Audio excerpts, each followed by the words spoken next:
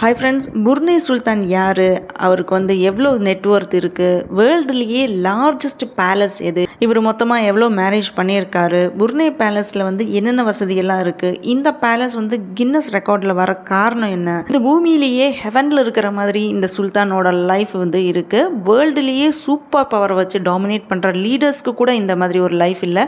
ஆனால் ஒரு குட்டி நேஷனோட லீடருக்கு பியாண்ட் த இமேஜினேஷன் இப்படி ஒரு லைஃப் இவருக்கு இருக்குது. இந்த மாதிரி எல்லாத்தையுமே நம்ம டீட்டெயிலாக இந்த வீடியோவில் பார்க்கலாம். இந்த ஃபுல் வீடியோவை கேட்டதுக்கப்புறம் நீங்கள் பெருமூச்சு தான் விட போகிறீங்க.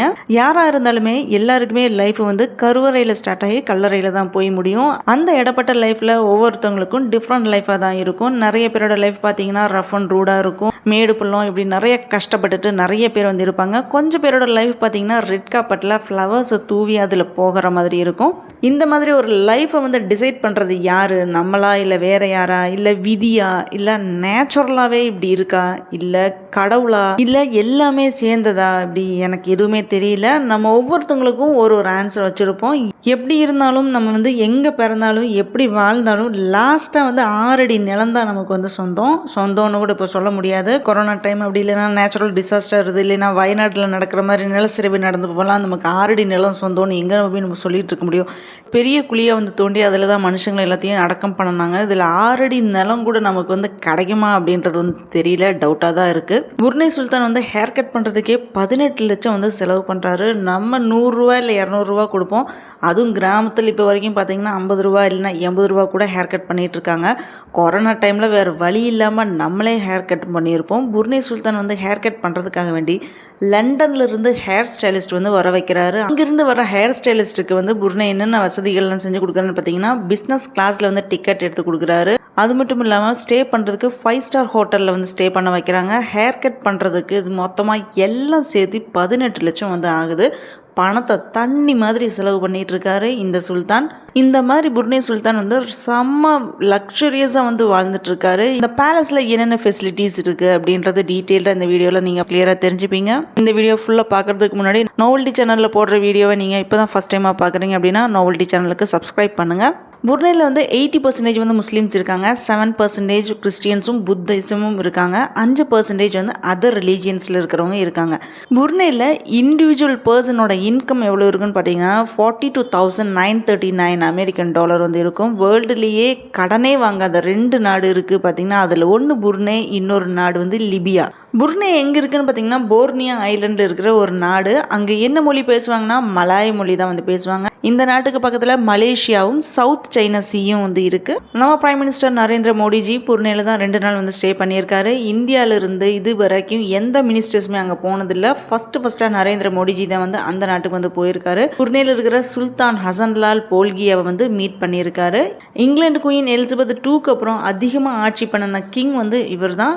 புர்னே சுல்தானோட லக்ஸரி லைஃப்பை பற்றி நீங்கள் கேட்டிங்கன்னா அமேசிங்காக இருக்கும். அதே மாதிரி ஷாக்கிங் இன்ஃபர்மேஷனாக இருக்கும். எப்படிப்பட்ட லைஃப்பை இவர் ரன் பண்ணிட்டு இருக்காரு இந்த சுல்தான்னு பார்த்தீங்கன்னா, நம்ம கண்ட்ரி மாதிரி தான் அந்த கண்ட்ரியும் பிரிட்டிஷ் கிட்ட தான் இருந்துச்சு. சிங்கப்பூருக்கு பக்கத்தில் இருக்கிற புர்னேவை 1888 இருந்து பிரிட்டிஷ் தான் ரூல் பண்ணிட்டு இருந்தாங்க. 1984 தான் பிரிட்டிஷ்ட இருந்து இவங்களுக்கு ஃப்ரீடம் கிடைச்சது. ஃப்ரீடம் கிடைச்சதுலேருந்து இந்தியாவுக்கும் புர்னேக்கும் இடையில ஃபாரின் அஃபேர்ஸ் இன்ன வரைக்குமே இருந்துட்டு இருக்கு. இந்த நாட்டோட பாப்புலேஷன் பார்த்தீங்கன்னா ரொம்ப கம்மி தான். மொத்தமாக எவ்வளோ இருப்பாங்கன்னு பார்த்தீங்கன்னா ஒரு 4.5 லட்சம் பேர் தான் இருப்பாங்க. புர்னே சுல்தான் ஸ்பெஷல் கெஸ்ட்டாக இந்தியாவுக்கு வந்திருக்காரு. 2018 நடந்த ரிபப்ளிக் டே பரேடுக்கு வந்திருக்காரு. ஆனால் புர்னேக்கு ஃப்ரீடம் கிடைச்சதுலேருந்து இந்தியாவிலிருந்து யாருமே அந்த நாட்டுக்கு போனதே இல்லை. ஹிஸ்ட்ரியிலேயே ஃபஸ்ட்டாக நம்ம பிரைம் மினிஸ்டர் மோடிஜி தான் இந்த நாட்டுக்கு போயிருக்காரு. அங்கே இருக்கிற கிரவுன் பிரின்ஸ் தான் மோடிஜி வெல்கம் பண்ணாரு. பொதுவாக நம்ம கண்ட்ரியில் பிரசிடென்ட், பிரைம் மினிஸ்டர்னு ஹை ரெஸ்பான்சிபிலிட்டி இருக்குது. பட் புர்னேல பார்த்தீங்கன்னா சுல்தானுக்கு தான் ஹையஸ்ட் பொசிஷன். இஸ்லாமிக் மொனார்க்கியில் சுல்தான் யூஸ் பண்ணுறதே ஹை ரேங்க் பர்சனுக்கு தான் யூஸ் பண்ணுவாங்க. புர்னேல சன்னி முஸ்லீம்ஸ் அதிகமாக இருக்கிறதுனால தான் 1984 ஃப்ரீடம் கிடைச்சது. 1984 ஃப்ரீடம் கிடைச்சதுலேருந்து அந்த நாட்டோட ஹையஸ்ட் பொசிஷன் இருக்கிற ஹசன்லால் போல்கியாவை புர்னேயோட சுல்தானா சொல்லிட்டு இருக்காங்க. அந்த நாட்டோட கிங், அந்த நாட்டோட பிரைம் மினிஸ்டர், இப்படி சொல்லிகிட்டே போகலாம். சுல்தானோட லக்ஸரி லைஃப், இவரோட சொத்து மதிப்பு, இப்படி எல்லாமே நமக்கு தெரிஞ்சிருச்சுன்னா நம்மளை அறியாமலே நம்ம ஐப்ரோ அப்படியே நம்ம தூக்கிட்டு நம்ம பார்ப்போம். என்ன கொடுத்து வச்ச மனுஷன்டா இவர் அப்படின்னு நம்ம நினைச்சாலுமே நினைப்போம். வாழ்ந்தால் இப்படி தான் வாழணும் அப்படின்னு ஒரு சிலவங்களும் நினைக்கலாம். நிறைய தாட்ஸ் நமக்கு வரும் இந்த மாதிரி. இந்த சுல்தான் எப்படி வாழ்கிறாருன்னு கேட்டதுக்கப்புறம் உங்கள் மனசில் வர நல்ல எண்ணங்களை மட்டும் கமெண்ட் பண்ணுங்கள். அவர்கிட்ட மொத்தமாக 7000 கார் வந்து இருக்குது. எல்லாமே லக்ஸுரி கார் தான். அதில் ரோல்ஸ் ராய்ஸ் மட்டும் 600 கார் வச்சுருக்காரு. இவ்வளோ ரோல்ஸ் ராய்ஸ் கார் வச்சுருக்காருன்னு கின்னஸில் கூட சாதனை படைச்சிருக்காரு. 450 ஃபெராரி, 380 பென்ட்லி கார். இது மட்டும் இல்லை, Lamborghini, Porsche, Maybach, Jaguar, BMW, McLaren, Bentley Dominator SUV, இந்த மாதிரி எக்கச்சக்கமாக கார் வந்து வச்சுருக்காரு. இந்த காரோட ஒர்த்து பார்த்தீங்கன்னா 80 மில்லியன் ஒர்த்து. நம்ம இந்தியன் கரன்சிக்கு பார்த்தீங்கன்னா 1 மில்லியன்னா 10 லட்சம் ரூபா. அப்போ 80 மில்லியன்னா எவ்வளோ இருக்கும் நீங்களே கணக்கு போட்டு பாருங்கள். Porsche 911 24 carat gold plated Rolls Royce silver spark 2, அந்த ரோல்ஸ் ராய்ஸ் காரில் சன்ப்ரூஃப் கோல்டு பிளேட் பண்ண காரும் வச்சுருக்காரு. இந்த எல்லா காரையும் மெயின்டைன் பண்ணுறதுக்கு மொத்தமாக 110 கேரேஜ் வந்து வச்சுருக்காரு. இந்த கேரேஜில் இருக்கிற மொத்த காரோட மதிப்பே $5 பில்லியன்.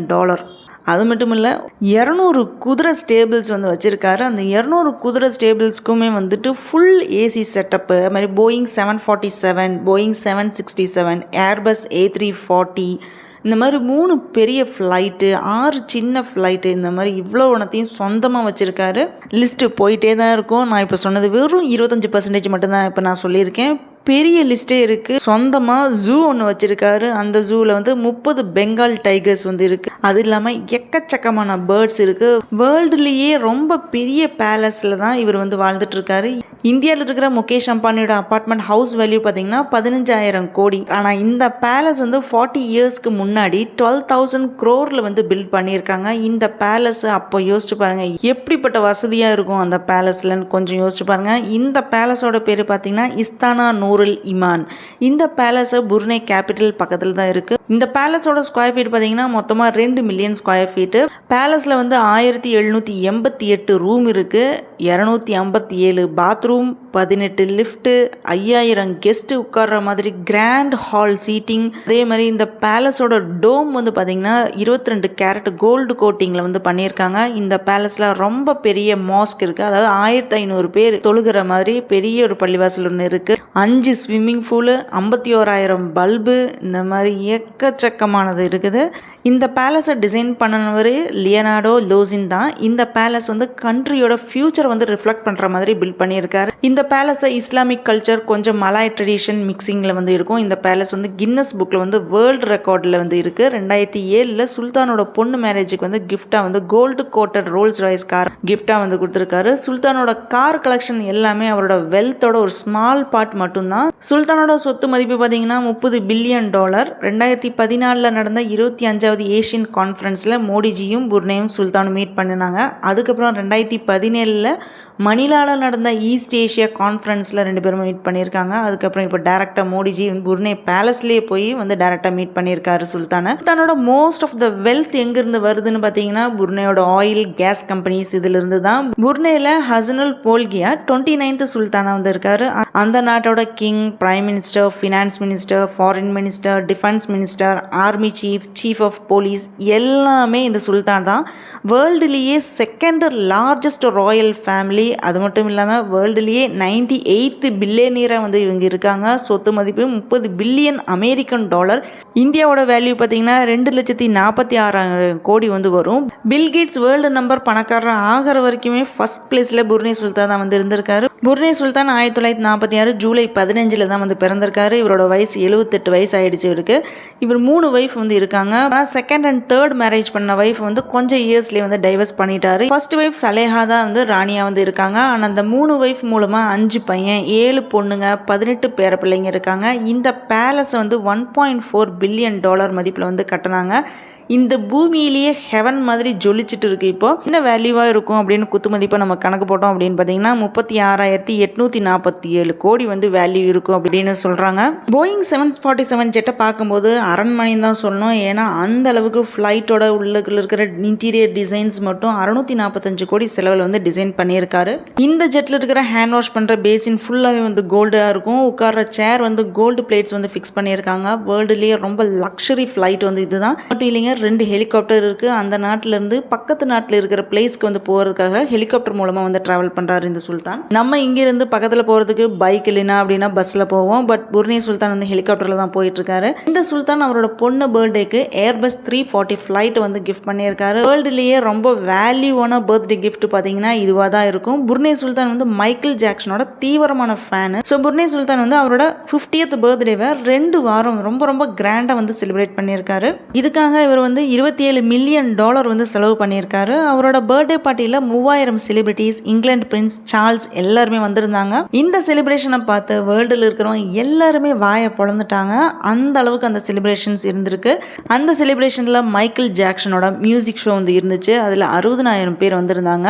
மைக்கேல் ஜாக்சனுக்கு வந்து $17 பில்லியன் வந்து கொடுத்திருந்தாரு. சுல்தானோட ஸ்பெஷல் கெஸ்ட்டாக வந்து மைக்கேல் ஜாக்சன் வந்திருந்தாரு. மைக்கேல் ஜாக்சனோட சோலோ மியூசிக் பர்ஃபார்மன்ஸும் அதில் இருந்துச்சு. யாரெல்லாம் வந்து புர்னே சுல்தானோட பர்த்டே செலிப்ரேஷனுக்கு வந்தாங்களோ அதில் மெயின் செலிபிரிட்டிஸ்க்கு வந்து கோல்டு காயின் வந்து கிஃப்ட் பண்ணியிருக்காரு சுல்தான். சுல்தானோட ஃபர்ஸ்ட் பொண்ணு மேரேஜுக்கு அமெரிக்கன் சிங்கர் விட்னியை வந்து இன்வைட் பண்ணியிருந்தாரு. இந்த சுல்தான் என்ன பண்ணாருன்னு பார்த்தீங்கன்னா பிளாங்க் செக் ஒன்று வந்து சிங்கர்கிட்ட கொடுத்துட்டு எவ்வளோ வேணுமோ ஃபில் பண்ணிக்கோங்க அப்படின்னு வந்து கொடுத்துட்டாரு. எவ்வளோ பெரிய மனசு இந்த சுல்தானுக்கு. பட் ஆனால் அந்த செக்கில் வந்து அந்த சிங்கர் எவ்வளோ அமௌண்ட் மென்ஷன் பண்ணியிருந்தாங்கன்னா நான் சொன்னால் நீங்கள் எல்லாருமே ஷாக் ஆகிடுவீங்க. இந்தியன் வேல்யூக்கு 51 கோடி ரூபா வந்து அந்த செக்கில் வந்து மென்ஷன் பண்ணியிருந்தாங்க. புர்னே சுல்தானுக்கு சின்ன வயசுலேருந்தே குதிரை பந்தயம் போலோ கேம்னா இவருக்கு ரொம்ப பிடிக்கும். அதனால் அர்ஜென்டினாவிலேருந்து ஃபேமஸ் போலோ பிளேயர் வந்து வர வச்சு அவங்கள ஸ்டார் ஹோட்டலில் வந்து ஸ்டே பண்ண வச்சு கோடிக்கணக்கில் வந்து பணத்தை வந்து செலவு பண்ணியிருக்காரு. அவர்கிட்ட 200 குதிரைக்கு மேலே இருக்குது. அந்த குதிரைக்கு எல்லாமே ஏசி ஸ்டேபிள்ஸ் வச்சு மெயின்டைன் பண்ணிட்டு இருக்காங்க. புர்னே சுல்தானுக்கு அவரோட தம்பினா ரொம்ப பிடிக்குமா. தம்பியோட பேர் வந்து பார்த்தீங்கன்னா ஜெப்ரி. ஒரு நாளைக்கு $7,47,000 வரைக்கும் லக்ஸரியாக வந்து செலவு பண்ணிட்டு இருக்காரு. ஒரு நாளைக்கே இவ்வளோனா இந்த மாதிரி கண்டினியூஸாக 10 இயர்ஸ் வந்து இவர் செலவு பண்ணியிருக்காரு. 10 இயர்ஸ் செலவு பண்ணதில் இந்த சுல்தானோட சொத்து மதிப்பு ரொம்ப கம்மியாக ஸ்டார்ட் ஆயிடுச்சு. இந்த மாதிரி தம்பி பண்ணுறது பிடிக்காதனால என்ன பண்ணியிருக்காருன்னா தம்பியோட 500 சொத்தையும் இவரே வந்து எடுத்துட்டாரு. அதில் என்னென்ன இருந்துச்சுன்னா 2000 கார், 9 ஜெட், 5 லக்ஸரி ஷிப்பு, அதே மாதிரி 100 expensive painting, London, Paris, Rome, அமெரிக்காவில் இருக்கிற ஸ்டார் ஹோட்டல்ஸ், 5 லக்ஸரி ஷிப்புன்னு சொன்னாங்க இல்லையா, அதில் ஒரு ஷிப்போட வேல்யூ மட்டும் 3684 கோடி. புர்னே சுல்தானோட லக்ஸரி லைஃப்பை பற்றி அந்த நாட்டில் இருக்கிறவங்க யாராச்சும் பேசுனாங்கன்னா அவ்வளோதான். அந்த நாட்டில் இது வந்து சட்டப்படி குத்தும். அதனால் அங்கே இருக்கிற மக்கள் யாருமே வாய் திறக்க மாட்டாங்க. மட்டும் இல்லாமல் அங்கே இருக்கிற மக்கள் எல்லாமே வசதியாக இருக்கிறதுனால இது யாருமே வந்து கண்டுக்கிறதே இல்லை. புர்னே சுல்தானை பற்றி அங்கே இருக்கிற மக்கள் எல்லாருமே நல்ல அபிப்பிராயம் தான் வச்சுருக்காங்க. சுல்தான் மேலே ரொம்ப மதிப்பு மரியாதை எல்லாமே வச்சுருக்காங்க அந்த ஊர் மக்கள் எல்லாருமே. இந்த ஃபுல் வீடியோ பார்த்ததுக்கப்புறம் உங்களுக்கு என்ன தோணுதுன்னு கமெண்ட் பண்ணுங்கள். நிறைய பேர் வந்து பொறாமப்படுவாங்க. நமக்கு இவ்வளோ எல்லாம் வேணாம், கொஞ்சமாக இருந்தால் போதும் அப்படின்ட்டு நிறைய பேர் நினைப்பாங்க. டிஃப்ரெண்ட் தாட்ஸ் வந்து நமக்கு எல்லாத்துக்குமே கண்டிப்பாக வரும். சுல்தானை பற்றி என்ன நினைக்கிறீங்கன்னு கமெண்ட் பண்ணுங்கள். இந்த வீடியோ பிடிச்சிருந்தனா லைக் பண்ணுங்கள், ஷேர் பண்ணுங்கள், சப்ஸ்கிரைப் பண்ணி சப்போர்ட் பண்ணுங்கள். இன்னொரு இன்ட்ரெஸ்டிங்கான வீடியோவில் மீட் பண்ணலாம்.